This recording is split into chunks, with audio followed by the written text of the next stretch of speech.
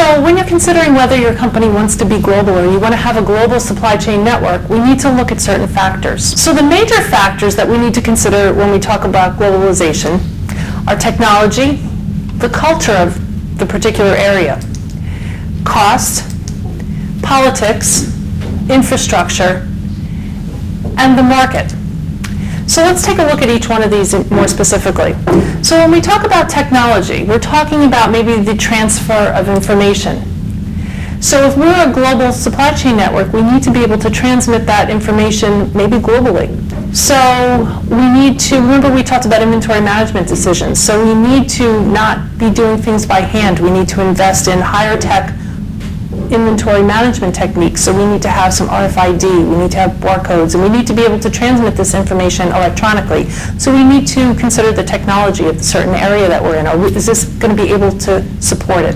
Then we need to consider culture. Culture is very important.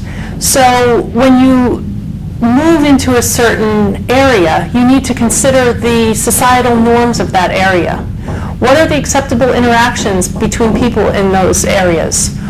We have to be observant of gender roles. They're not all the same across the global network, and certain observances. So we need to consider that and take that into consideration in order to be accepted in that particular culture. So obviously we want to consider cost when we think about whether or not we want to be a global company.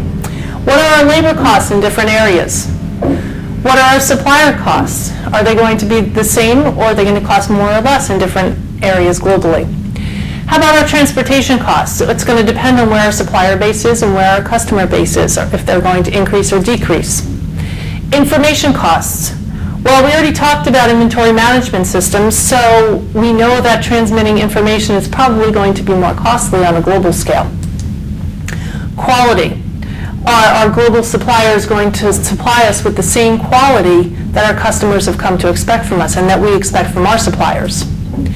And then tariffs and exchange rates. Exchange rates are dynamic. They change all the time. So we need to consider this environment when we consider whether or not we want to be a global network. How about politics? So going overseas and going global with your supply chain network means potentially adhering to standards that are imposed in other parts of the world.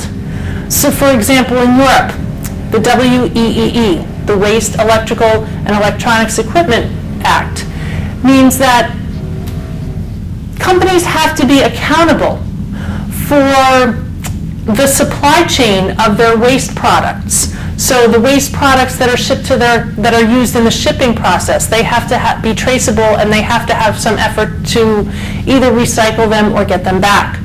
So that's just one example. There are many examples across the world. Also, you need to be careful of trade agreements, whether there is a quota imposed on how much certain companies can ship to each other or what can ship from one country to another. So you need to consider all these things when you consider going global. How about the infrastructure? You know, again, we talked about transmitting information. Is there the infrastructure in that company to support the communications that you need?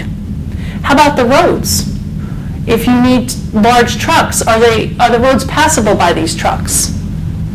So you need to consider the infrastructure of the particular country that you're in and the area that you're in when you consider going global. And then the market. So you have to kind of tailor your product potentially to certain markets. You need to know what the preferences are from certain areas across the world, whatever you're trying to target.